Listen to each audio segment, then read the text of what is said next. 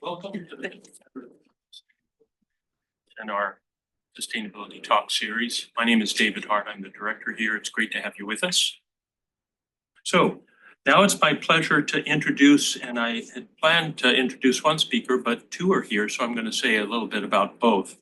Pauline Kamath and Sandra de Stone are both doing really important work that I'm going to mostly let them talk about what One Health is.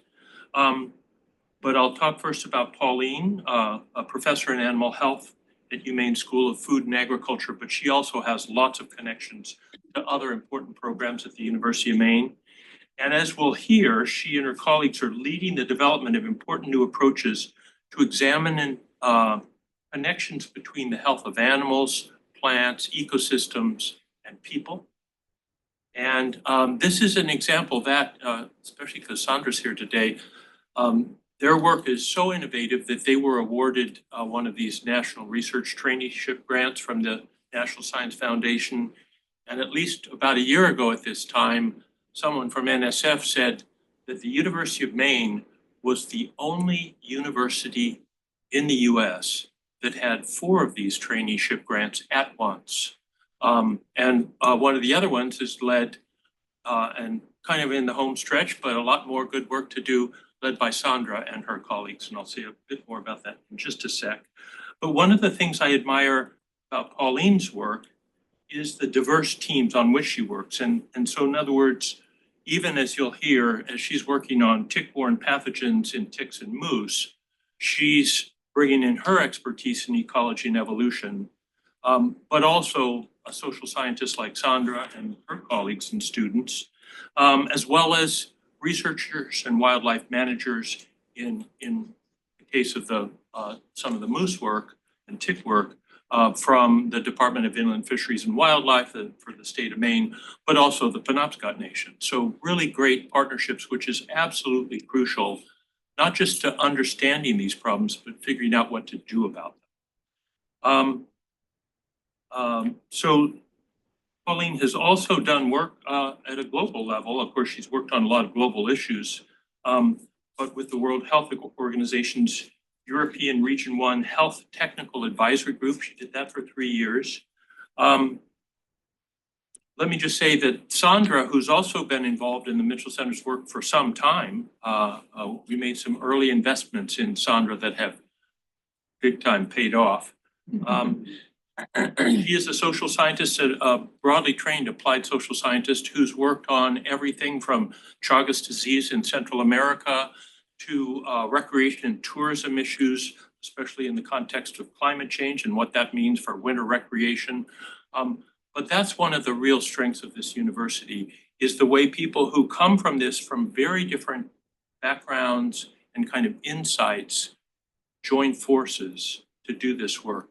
I think it's some of the most exciting stuff that goes on at this university, and I spend time talking to people around the world who are paying attention to what's going on here, because I think a lot of innovative work is happening. You guys are lucky enough to get to hear about some of it today. Please join me in welcoming Pauline and Sandra. Make sure you guys can hear me. Everybody hear me? Great. Thank you, David, for the introduction and also for all being here. I'm really excited to speak to you today about this topic of health and health of animals, humans, and the environment, and also thinking about how important interdisciplinary science is for tackling these difficult health challenges. There we go.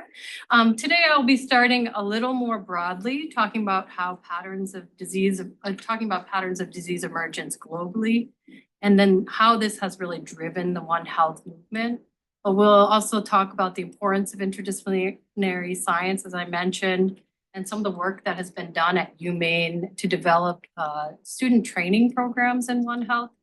And I'll then try to convince you also that One Health extends well beyond infectious diseases that are capable of being transmitted between animals and humans, but also how we can think about this like more holistically in terms of the human well-being and how it intersects with the health of animals, plants, and ecosystems. And this will be covered sort of towards the end by an example from our research in the moose winter tick system. So first, I want to get us all on the same page and with some terminology and introduce what I mean by the word zoonosis. So if you really break down this word, it comes from the ancient Greek word for zoon, which means animal, and nosis, which means disease, so animal disease. And this is really a disease that is capable of being transmitted from animals to humans, as well as back from humans to animals in some cases. And in this figure here, you can see some examples of diseases that are shared between humans and wildlife, as well as humans and livestock, as well as those that are sometimes shared between all three of these. And we know that at least 60% of human diseases and 75% of those that are newly emerging do have a zoonotic origin. And so over at least 30 new human pathogens have been identified in the last 3 decades, with over 75%, as I said, originating from animals. And this has been alarming, and people are pretty much, you're all aware of COVID-19 and some of the latest pandemics. These are the big ones causing pandemics in humans, as well as some of the major outbreaks that have originated in animals. And so the drivers of these really are environmental changes such as climate and land use, as well as increased human activities that have put stress on ecosystems, creating new opportunities for diseases to emerge and spread. And so these stressors may include things like animal trade, agriculture, livestock farming, urbanization and extractive industries, as well as I said, climate change, but also habitat fragmentation and encroachment on into wild areas. And so really an example of this is from the last major pandemic prior to COVID-19 with the H1N1 swine flu. And this emerged from a North American mega farm, swine farm specifically, in 2009 before it spread globally. And the WHO declared it a pandemic in June 2009. So before this, we hadn't had a major pandemic before COVID-19. So this was one of the biggest pandemics seen for a long time. And really, the viral strain that was responsible for its emergence was a combination of viruses that came from different animals, swine, birds, and humans. And through the reassortment of genetic material, so these are 3 different strain types, they reassorted together, and what emerged was this novel strain type that was able to infect and be transmitted from human to human. And so what I really wanted to illustrate here was that this is kind of these rare, unique opportunities that happen, but also it requires like multiple animals coming together in these situations and getting in contact with humans. Okay. But we also know that climate change and natural habitats, when they're lost or transformed, animals will shift their ranges, creating these new opportunities for transmission as they increasingly overlap with domestic animals and humans. In addition, they may become stressed because their nutrition sources, for example, become scarce. And so this leads to not only them seeking out new nutrition sources, but also their immune systems are stressed, so they're shedding more pathogens into the environment. So bats in particular are known to carry a number of viruses that have spilled over in animals due to these range shifts and increases in environmental stressors as their habitats have been destroyed. And so bats, as we know, are one of the sources of the COVID-19 pandemic. So this is an example everybody here is familiar with. And so this is where we really have started to think about our connection with animals a bit more closely, at least globally. There are other animals that may have served as intermediate hosts, but we really don't know what pathway it took to get to humans. But in the previous coronavirus pandemic, civet cats were responsible as intermediate hosts to humans. But then what's more alarming now is the idea that some of these diseases have then spilled back over to other animals. So felines, for example, are specifically susceptible to COVID or coronaviruses. And within these animals, they may be transmitted onwards, so become maintained. And so that can lead to evolution of viruses. And then we have examples now of where the virus, for example, in white-tailed deer populations, which I'll come back to later, has been found to be circulating, potentially evolving, and maybe have these opportunities to spill back to humans again, which is a little alarming when you think about that opportunity to create these new reservoirs of disease. And so, what I really want to mention here is that the COVID-19 pandemic catapulted this concept of One Health into the center of public attention, and showcasing how human health isn't really linked with animals and the health of our planning. But it also put a spotlight on the need for global framework and a more holistic integrated system for improving surveillance and responding to health threats. And this has been a big major focus now of the World Health Organization in trying to operationalize One Health. All right. So I've said One Health bunch and I didn't really define it. So I'm going right here to say, what is One Health? And I think you may have gotten this by now, but One Health is an integrated, unifying approach to balance and optimize the health of people, animals, and ecosystems. And it emphasizes the close interdependent links among these fields for the management and prevention of disease. The idea of One Health has really been around for centuries. A lot of people think it's come up recently, but it has been around for a very long time. The concept of this connection between people, the environment, and wildlife has long been central, for example, to indigenous cultures. Also, one of the earliest mentions of the concept in Western medicine goes back to the Greek physician and father of medicine, Hippocrates, who promoted this concept in his text On Airs, Waters, and Place. In the text, he suggested that environmental factors can impact human health. And then in the early to mid 1900s, there was a Swiss-American veterinarian and scientist who strongly advocated for integrating ecology, that is the interaction with an organism and its environment, into veterinary medicine. So it kind of started emerging from the term itself from veterinary medicine. And then really the term One Health just came about and is attributed to this fellow here, Calvin Schwab. He was a veterinarian, and in his, he considered these links between animals and humans in his book, Veterinary Medicine and Human Health. And so then was credited with being like the father of this One Health, One Medicine concept.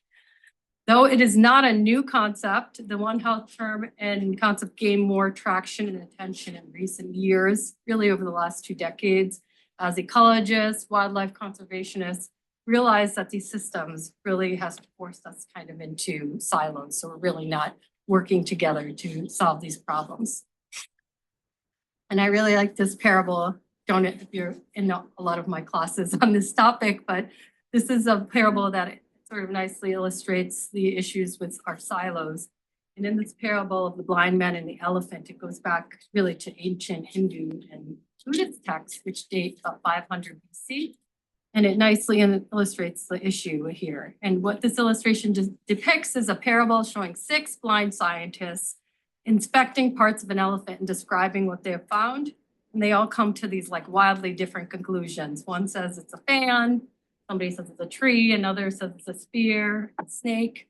And it really is their lack of communication, coordination, collaboration that makes it impossible for them to see this for what it really is, which is an elephant. So put all the pieces together.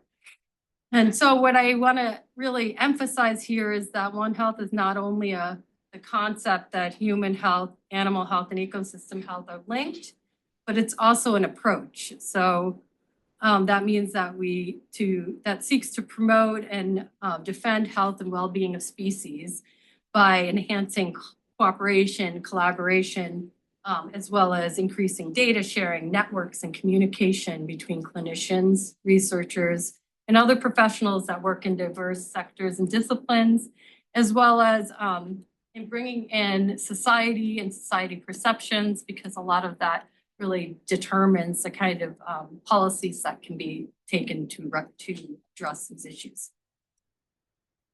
And I want to take a moment to mention, David mentioned the NRT programs at UMaine, and it's definitely not just me, that's a lot of people in this room too that have been involved in this effort. But at UMaine, there has been a group, including myself, that has been worked to develop One Health programming for both undergrads and graduate students. This has led to the NSF, an NSF-funded research experiences for undergrads program, which was held over 3 years in the summers, and now this ongoing NSF graduate traineeship in One Health that is wrapping up in 2025. And what is unique, what I really want to say, what is unique about these programs at UMaine, and I've seen other universities across the country, is that it not only promotes training for students on the traditional One Health concept, which incorporates those links that we talked about, but it also trains them to explicitly think about human social systems and well-being holistically through links through health, economy, policy, and culture. And so through the UMaine One Health NRT program, graduate trainees are co-advised, we have some in this room, by biophysical and a social scientist, and they put together an interdisciplinary thesis. In addition, they complete an external internship in a non-academic setting. So these are some things I think are really felt grateful to be part of this kind of program, university. Okay, so now I'm going to shift to an example of a One Health project in my research group that has focused on parasitic diseases in moose that may not have a direct effect. I'm going to take a total shift here. I might not have a direct effect on human health, but I'm going to try to make the case to you that studying links, stating links with the environment and help human well-being here, and showing that non-zoonotic diseases, such as diseases that only affect wildlife, can also be thought of as One Health issues that are intimately interwoven with human health and well-being. And so, to give you some background, I don't think I need to really introduce moose to you all. Everybody knows what a moose is. Moose are a well-known iconic wildlife species. They're widely distributed across North America. They have the highest densities in Canada and Alaska, but the lower edge of their range is probably the most stressed, but in the northern part of the lower 48. And out of all the lower trailing edge of the range, if you look here, you can see Maine. I'll use this pointer part here. Here, you can see the reddest part of Maine right here has some of the highest densities in the lower 40. A survey from 2012 estimated that there is around 76,000 moose in parts of Maine, and with up to upwards of 4 moose per kilometer in density. So we have a lot of moose here. And in Maine, moose are ecologically, economically, and culturally important species. Okay, Maine is the most forested state in the US and also has a lower human density. And forest products have driven Maine's economy for centuries, with 90% of the land in Maine being privately owned by corporate logging companies. So you can see from the orange on this map, that's all private corporate logging companies. So this is in 2019, I believe, forest products sector had a total value of almost $3 billion, making it over 4% of the state's gross domestic product. Moose play a very strong role in shaping these forest ecosystems through heavy browsing activities. So this image here is of a long-term moose exposure in Isle Royale National Park. I'll say it's in Michigan, not Maine. So what it does is it shows the impact of moose on forest ecosystems through browsing, and that was one of the purposes of the study. So you can see that inside the fence, the forest understory is really very dense, whereas outside it's very different. So here's the edge of the exposure right here. You can see where the edge of it is. And this, if you think of an adult moose, can eat up to 40 pounds of vegetation a day. And so by doing that, they are also selectively browsing certain species of plants, and they may play a role as an ecosystem engineer in helping shape Maine's forests. So it's important to note though here that this is obviously from an island ecosystem. So obviously the effects of moose are going to be a lot different than they are in Maine, but nonetheless, moose likely play an important role in shaping our forested ecosystems and impacting species composition of forests as well as nutrient availability. And they can have cascading effects onto other populations, ecosystems as a whole. Now, also moose are culturally and economically important in Maine. In addition to their impacts on the forest industry, in 2023 alone, the Maine Department of Inland Fisheries and Wildlife reported over $2 million in funds per year through fees associated with moose hunting permits. People come from out of state to come and hunt a moose, so it's a big industry here in the state. They're also a culturally important species. Maine is home to 4 tribal nations of the Wabanaki Confederacy, the Penobscot Nation, the Passamaquoddy, the Maliseet, and the Micmac tribes, who all have relied on moose long before the arrival of European colonists. And so these cultural connections to moose include sustenance, hunting, rites of passage ceremonies, which include moose. And furthermore, the word moose itself actually is believed to come from the Penobscot Nation. So the word was first recorded by James Rozier in 1605, who apparently learned it from the chief of the Penobscot village. So it's all connected. So outside of the indigenous community, the state of Maine also has strong cultural ties. I'm sure you all think of moose when you come to Maine. It has having one of the largest moose populations in the lower 48. So even if you're not interested in hunting, you may come to visit, or tourists may come to visit to see a moose. And I'm sure you're all familiar with these moose crossing signs, and in every gift store you go, there's going to be moose related items, as well as stores that are named after moose. So it's a big part of our culture here in Maine. Okay, so I am going to go back to zoonoses quickly to say that there are some diseases that we are interested in that potentially could be zoonotic. And we are just starting some work on this, so I don't have any results to show yet, but we have a student who's here who's actually focusing on looking at SARS-CoV-2 in moose populations. And this is because of recent evidence that shows the virus has spilled over multiple times from humans to deer. So this was from a study looking at Iowa deer population, where they showed an increase in SARS-CoV-2 incidence in deer population at the same time as the increase in humans, which is shown by the blue peak there. They tested over 300 deer, and the prevalence was somewhere about 33%. Using genomic data, they actually found that there were evidence of multiple spillovers from humans to deer. And what's even more alarming, in a follow-up study, they found that this phenomena is widespread across the eastern US. There's a virus that is circulating in white-tailed deer across deer populations all around the eastern US. And there's been at least 3 instances of spillback from deer back to humans. So this is concerning for the potential for adaptations in these populations. But now going beyond zoonoses, human health, as I'm trying to make that case, can be linked to culture or community well-being through subsistence food safety. And this is one example from during the pandemic in an Alaskan hospital. It was the Alaskan Native Medical Center, where they allowed traditional foods like moose soup and pickled fiddleheads to be served to patients to help them recover from the virus.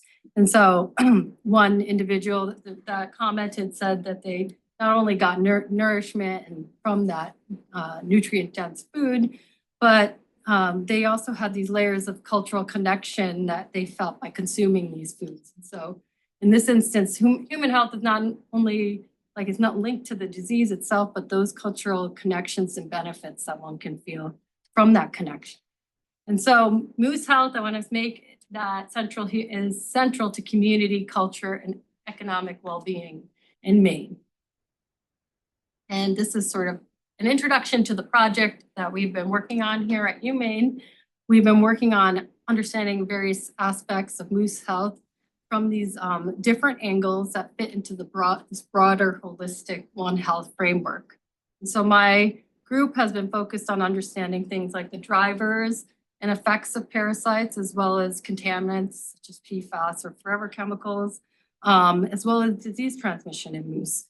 This work considers connections to the ecosystem and the environment, as well as to domestic animals through transmission of potential diseases that could be shared, as well as to humans. And in addition, I collaborate with a number of people in and outside UMaine to understand cultural connections to moose and perceptions of risk of parasite infections, which Sandra will be speaking about in a moment. And that brings me to all the people who are actually involved on this project. I'm like a really small, very small part of this bigger project that I'm trying to present to you today. But it's really the work of this wonderful team, collaboration from faculty at UMaine, the Maine Department of Inland Fisheries and Wildlife, Penobscot Nation Department of Natural Resources, and many, many, many grad students. I hope I didn't forget anybody. I was kept adding them, and I'm like, I don't know if I'm going to be able to fit these on one slide. I couldn't even fit all the undergrads because we've had a lot of great undergrads in the lab too that have done a lot for this project, both past and present. And so here I want to present the problem that we have in moose at Maine. So this is what is called a ghost moose. And so it looks sort of like a ghost, white in color, and that's because it's lost a lot of its fur. And this is all due to a small parasite known as the winter tick. And so the winter tick attaches, causes the animal to lose hair during the winter time. And in calves, it's especially dangerous. It causes mortality. And in certain years, we have high rates of mortality, and others we don't. And some of those questions we're trying to figure out and sort through.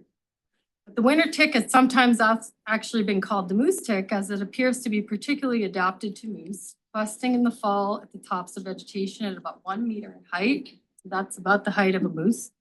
It has a single host life cycle, around 2 years in length. And it also quests in these really big groups. So this is all a bunch of ticks up there, you can't tell, but they all grab onto a moose at once, and it allows them to get to these really high infestation levels. Sometimes you can see up to 150,000 ticks on a single moose. So you can imagine what that does to man. And so I want to mention that it's a one host tick. And so it's not really known to be a good disease vector. It's mostly the tick itself that's having an effect on the moose. This was an interesting video. And you can see how they quest. And there's a clump there. You just see the big group together. And again, talking to vector ecologists, they tell me that this is a unique thing, that the way that they quest to get onto its host. This is going to be cool when they put their arms up. If you don't like ticks, maybe not, but.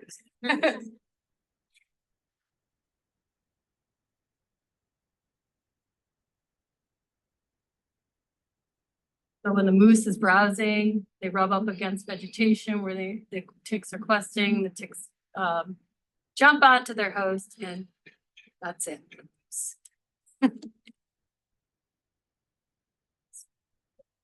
Oops, back. So winter ticks, as I mentioned, are considered one of the main drivers of moose declines in some other populations. Maine is doing pretty well in terms of the number of moose we have. But these ticks can have multiple negative effects on moose, including anemia through the sheer amount of blood that is lost through that number of ticks, but also hair loss from the tick attachment site and scratching. The lack of fur can lead to excessive shivering, reduction in fat stores, and also changes in behavior such as excessive grooming, wandering outside the habitat, reductions in feeding.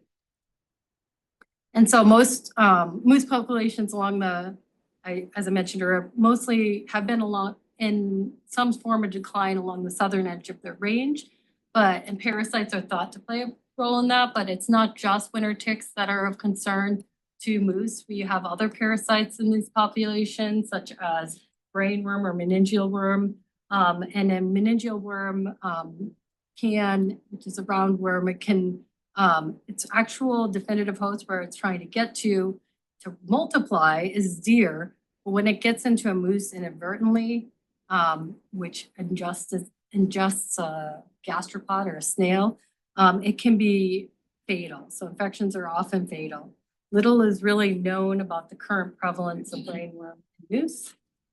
We're also interested in blood parasites like Anaplasma, Babesia, but here is just a figure showing increase of dashed line of Anaplasma prevalence over the time we've been studying it.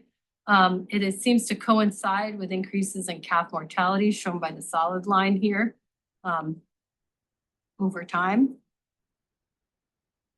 And these are some of the, if I'm trying to show this project in terms of the goals of our project in a holistic One Health perspective, we are looking from everything from parasite prevalence, drivers, risk factors, and transmission dynamics to the impacts of those infections, as well as contaminant exposure, to the evolution between the host and the pathogen, to stakeholder perceptions of risk and how the risk is communicated in the media.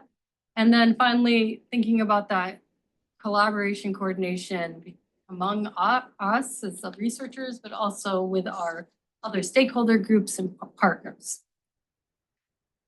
So I'm gonna talk a little bit about this first piece here, parasite prevalence, transmission, and drivers of infection. Of course, I'm only gonna be touching a little bit here and there because it's a lot of work and we only have so much time, but first want to tell you, how do we get our samples? We work in collaboration with the Maine Department of Inland Fisheries and Wildlife. And so a lot of these samples have come from live captures that they have been conducting since 2014 in response to trying to understand the effects of winter tick on calf survival or moose survival.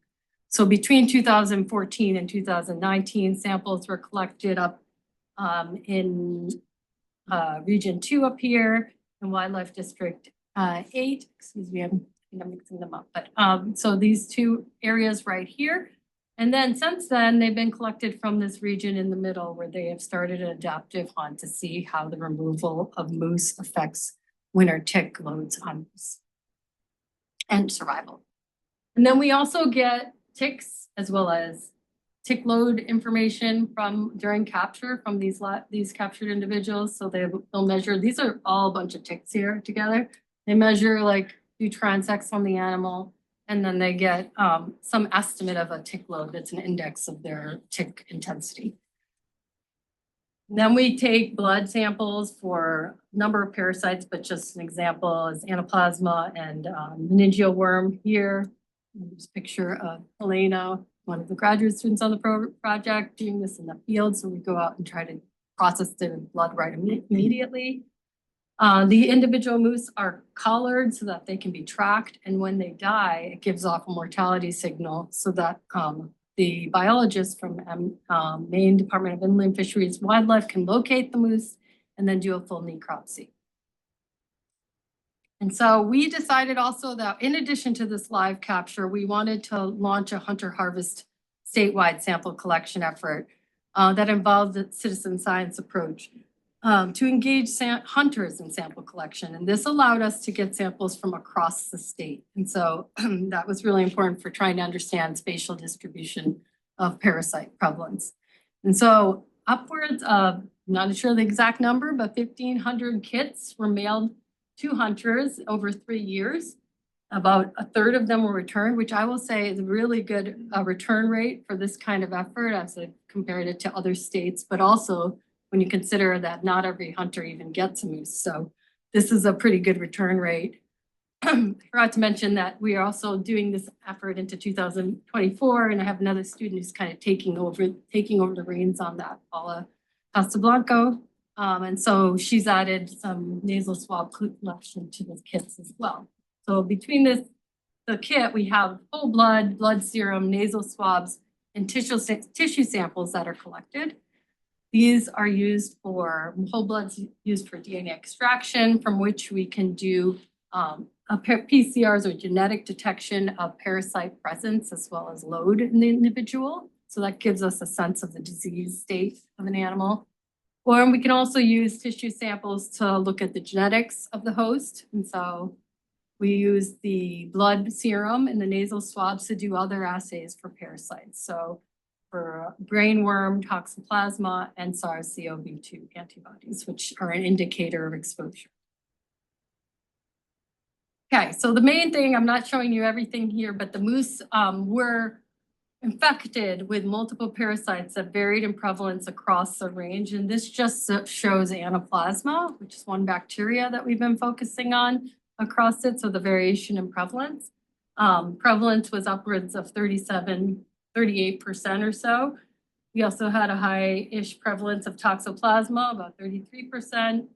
P. tenuis was found around 5% in the population, and then Babesia coli was somewhere of 2 to 3% in the population. And I want to focus in a little bit more on the anaplasma before I do tell you a little bit more about this pathogen. So while we know winter tick are a primary concern, we are interested in blood parasites because they could interact through co-infection with winter tick because they are infecting the blood of the host, right? So if their blood is also getting sucked up by these ticks, they're also dealing with like infections in their blood cells. Those are things that could exacerbate the health of the animal and make things more difficult for them. And so anaplasma is a tick-borne fever that's caused by a rickettsial parasite of the genus Anaplasma. There's lots of different species. There are some in humans. Anaplasma phagocytophilum causes anaplasmosis in humans, and this is important to keep in mind because it's emerging here in the northeastern US. But in general, there are diverse strains of even a single species. And so while ticks are capable of transmitting Anaplasma phagocytophilum, and this includes things like black-legged tick as well as winter tick. But we looked, and I want to point out here, we looked at this and we found that winter tick was not likely a vector for anaplasma in moose. Don't worry if you don't understand phylogeny. I was not sure about presenting them here, but what I wanted to mention is if you see like all the strains or the species that we found in ticks, including the winter tick, all were genetically similar to one another and closer to human species of anaplasma, whereas the moose were falling out separately down here. I'll use my pointer down here. So the moose were falling out very divergent from the ticks that are up there. And so this was really a cervid-specific anaplasma that is affecting moose that is likely not vectored by the winter tick. So that was an important thing. We still don't know what the vector is, but that is an open question. And I should say that was work done by a previous master student. And I have extended this a bit further to include samples from other populations in Minnesota, Idaho, to show that, you know, most of these species are falling out together and down here in the cervid-specific strain, whereas there is some evidence that some moose have the anaplasma species that is found in humans. And so that's here in Minnesota. And that's maybe there's potential that we might find it here as well. But that's important to note because this is potentially a species that could be shared between humans and moose. And that's the main thing I wanted to mention there. But moving on to some of the impacts, and I'm just going to show you a few of the key impacts. One is that winter ticks are, and this was not surprising, but winter ticks are reducing calf overwinter survival. And so if you're looking at this line here, those with the heaviest tick loads have the lowest survival, and these are calves specifically. This is something that people have shown previously, so we weren't that surprised. But what we did was also look at anaplasma infections, and we also found that they reduced calf survival. So this is an infected line here, the blue one. So calves with anaplasma also had lower survival. And I'm not showing you the combined graph, but the take home of when we looked at both of these together, and I should say by we, I mean Elena, which is her PhD, that co-infected moose had the lowest survival. So if you had a very heavy tick infection and an anaplasma infection, those ticks were not surviving, or ticks those calves were not surviving the winter.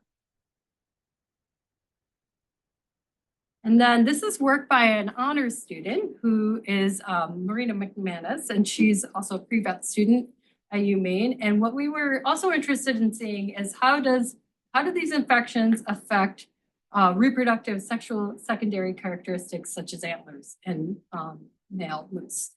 And that's important because this is an important characteristic for a male to find a mate and to reproduce. So it have some fitness consequences. And interestingly, she actually found that there was a significant correlation between infection, so being positive, and some of these characteristics like antler spread, which is the width of the antlers, or the number of points, which is an important characteristic of antlers, were also reduced in those animals that had infection. And so that suggests that, this is a blood parasite, so it's probably affecting the growth of these antlers as well. So that was an interesting effect that also these parasites can have on the health of the animal. Okay, I'm sorry I took so much time. I'm going to turn this over to Sandra right now to talk about two more parts of our study that she will be much more equipped to speak about because they come from her research group. Pauline.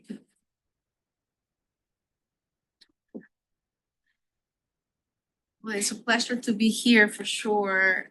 Mitchell Center means a lot to me and the work that we have done with my students. So really appreciate the invitation, Pauline, and the wonderful introduction, David.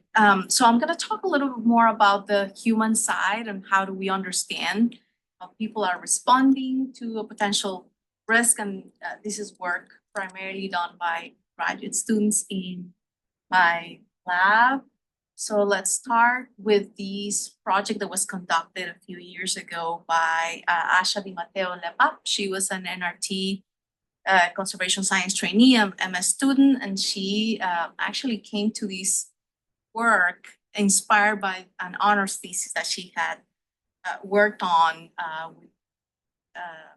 primarily with the Penobscot Nation to try to understand some perceptions and views on the health of the moose. And because of this work, she ended up deciding to stay for a master's degree. She worked using primarily quantitative design from social science to try to understand how recreationists felt about the health of the moose population, thinking about measuring the attitudes or how people were feeling towards the health of moose, but also potential moose management efforts being conducted by agencies in the state, and finally trying to understand if there were differences in terms of how people were perceiving the risk, the potential support for management efforts, if those varied depending on the type of recreationist that we were surveying. So to do this study, we utilized a platform called Qualtrics to launch the survey of different outdoor recreationists in Maine. We used two primary recruitment efforts through moose hunters that were a database provided by the Maine Department of Inland Fisheries and Wildlife. And we emailed these potential participants and sent multiple reminders to increase the response rate. And then the second recruitment effort was through the purchase of a panel. And we recruited them via outdoor recreationists in Maine via sending them mail packages with information about the project. We used a design that helps increase the response rate created by Dillman, who's the guru of social science survey research methodology. We had actually a pretty high response rate for this study, over 1,000 survey participants in our study, which allow for a greater possibility to analyze the data set. The majority of our sample were male, as you could think, because the majority were hunters. 93% of those responders were from Maine, and we had a few that were out of state that came also here to hunt or recreate in other ways. we use to develop the instrument, the theory of planned behavior, to help us understand what attitudes people were having towards the issue, beliefs about moose health, moose population health, what norms were informing the decision-making processes, how much control did they feel they had over the behaviors that they needed to engage in, and eventually try to understand how likely these participants were willing to take or support certain management efforts or engage in future hunting activities. The survey instrument incorporated multiple sets of questions, starting with understanding the perceptions of the health of the moose population and the personal experience with moose that these participants had, perceptions about the potential threats to the populations, attitude and intention towards supporting or engaging in different management strategies, and finally, social demographics to try to tease out if there were different across groups. We do know from the literature that if we understand the risk perceptions, we can tend to understand in a better way how people make decisions and engage in certain specific actions or behaviors. So just a few results about this great work that ASHA conducted. One of the key questions that we're asking is how much risk do participants believe the certain factors could pose to the population, moose population in Maine. And as you can see from the response, it seemed like the increasing disease in moose and increasing parasites in moose were the primary concern by the participants. We did this segmentation analysis where we were trying to compare if there were differences across the different types of recreation that we had. And you can see that the non-hunters had a higher perception that there was increasing parasites in moose that were affecting the health as well as increasing diseases in moose. When we asked the open-ended question of what are the concerns that you have towards what's causing the impacts to the moose population health, you can see that ticks was something that, so the bigger the word, it means that the more participants mention these as part of their response. So ticks, winter ticks, parasites amongst the most topics mentioned by our participants. Based on some of the questions that we asked on the attitudes and beliefs of perceptions about moose in Maine, we can see again that there were significant differences between our different participants and the type of recreations they engaged in. Please keep in mind that the scales that we use when asking these questions go from 1 strongly disagree to 5 strongly agree. So the higher the number, the higher agreement that the participants have with our statements. So it's a little low on the moose population declining. So there's overall disagreement that this is happening and that the moose population in Maine is fairly a good size. And you can see that the getting more towards neutral would be the non-hunters. We also see that the non-hunters are the ones that are saying that tend to agree more with the moose in Maine being healthy or having enough habitat to sustain their current population. We can also see from the results that the moose hunters tend to believe that moose hunting keeps moose populations healthy, as well as playing a key role in management for moose population. So again, thinking about how people might be responding and the potential support that they may have towards specific management activities.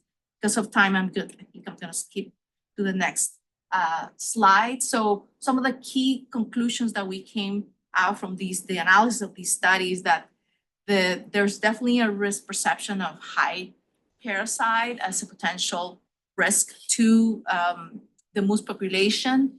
Overall, there's a belief that the population health is it's overall good. And then there's potential for engaging in behaviors that are gonna be of support for the management agencies. There is a neutral belief that the status of the moose population is healthy depending on which group we're dealing with, and high intentions by hunters to engage in moose and deer hunting as management efforts. There's definitely differences across groups in terms of the knowledge that they have about the moose population, the risks that they might be facing, and also different levels of trust in the management agency, with the non-hunters having less trust in the Maine Department of Inland Fisheries and Wildlife. And this suggests that some communications should be different based on the different perceptions of risk, but also the potential support for management activities. Time-wise, sorry. So I think the last piece, and I'm gonna try to maybe just cover a few slides on this, is work that Elena has been leading to understand how we know that there's different ways that we form a perception of risk. And one of those ways is the information that we get from family members, from colleagues, but also from news media.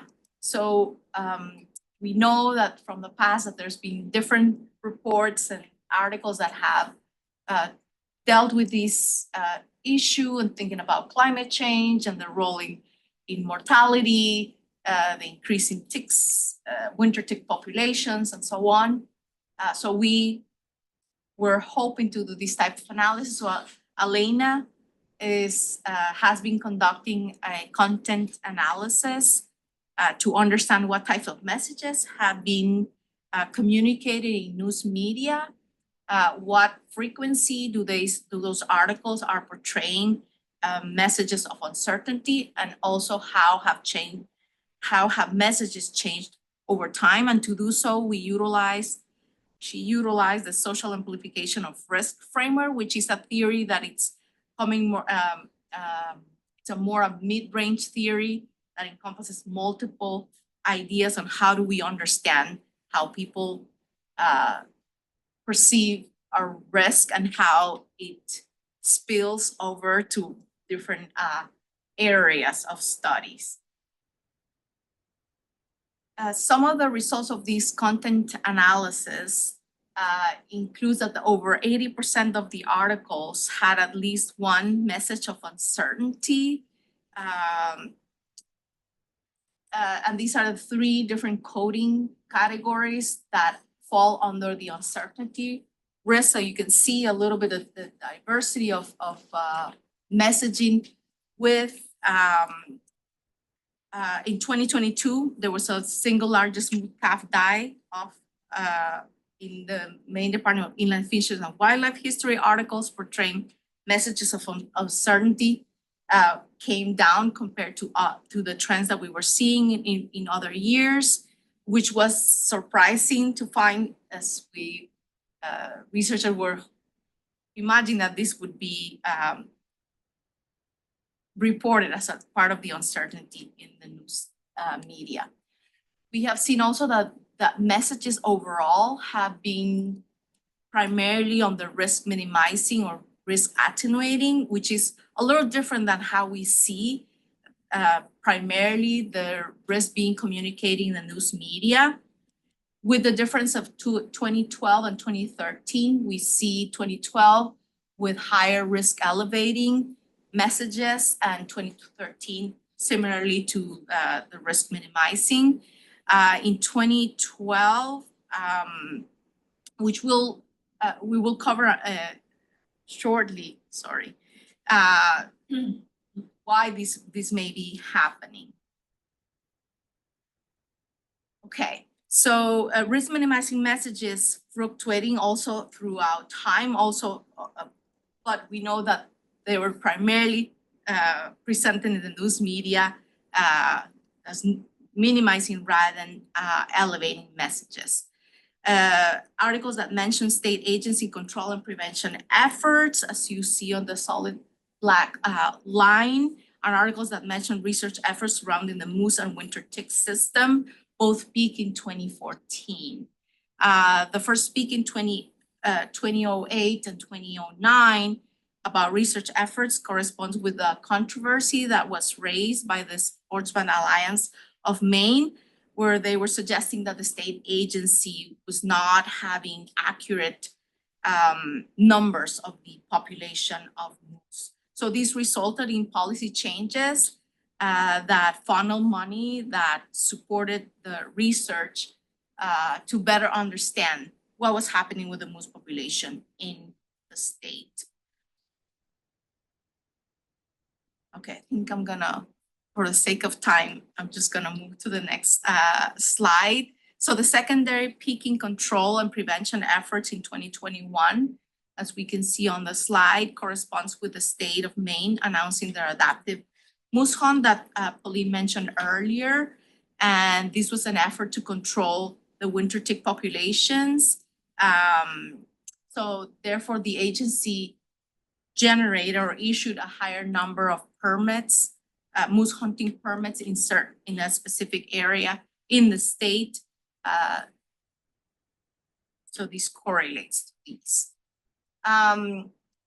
Although we see overall in a data set that there's less risk elevating messages, we do see that some of these may be connected to ideas of climate change report and management actions. Some of the coding categories that fall under the risk elevating include parasitism causing declines in moose-related activities, linking to climate change, and winter ticks are vectors of zoonotic disease.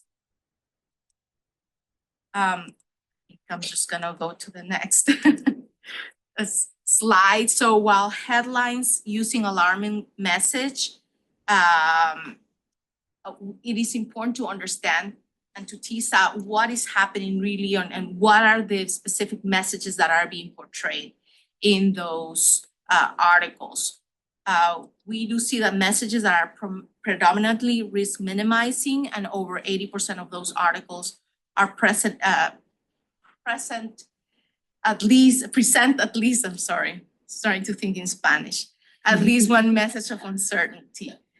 These messages of uncertainty highlight the instability in the longevity of the moose population within Maine. And finally, this messaging changes over time and reflects the well-publicized management activities and research that is happening in the state. So as we think about what messages are being communicated, it is important to understand the context within which these messages are being shared and what policies, what things are happening, like COVID certainly may have posed some impact on the amount and the type of information that was being shared through the news media. So as we're wrapping up, it is important to understand, one, how are different participants perceiving that risk, but also what are the mechanisms that are influencing their perceptions of risk, like the news media.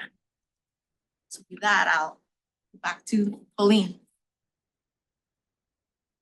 Thank you, Sandra. I really appreciate the collaboration, and this part of the research project has been really an amazing experience to be working with Sandra as well as the rest of the team.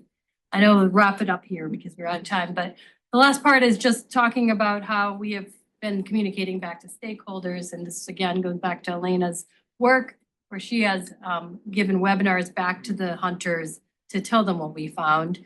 But also she has gotten hundreds of emails back and forth between hunters. And this is just like a sample of some of the things and the positive comments that we've gotten. And we've got things like people really excited to be involved in research, people bringing their kids and like showing them, you know, teaching them like about some of these connections between the research and what we're doing in moose and moose health. Talk about their daughter, their son. They also have some people that are coming from out of state who also are really excited to help out and learn about what we're doing. And so I think that was just kind of nice to show that these people are really engaged in this research effort. And finally, just want to bring it to the end here, bringing back to the idea of needing this holistic One Health perspective. And hopefully I've convinced you this was from an Arctic One Health book where they've shown wildlife, how it influences all these aspects of human well-being. And here, moose being one of these, I can see how all of these things are important for thinking about human well-being, and moose are kind of in the center of that here in Maine.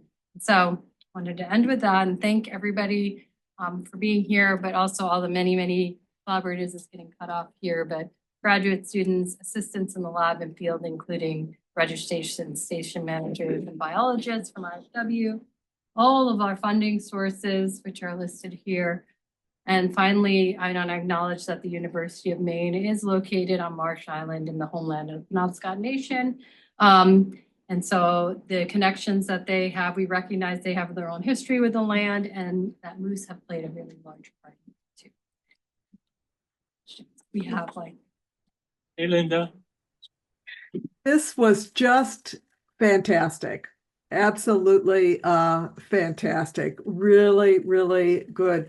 One of the things that people are interested in that you showed is just how important great partnerships are. As you think about the partnerships and you think about which disciplines need to come together, do you have any thoughts about which ones are you might not have included that should be, or how do you go forward in terms of thinking about this and learning from each other?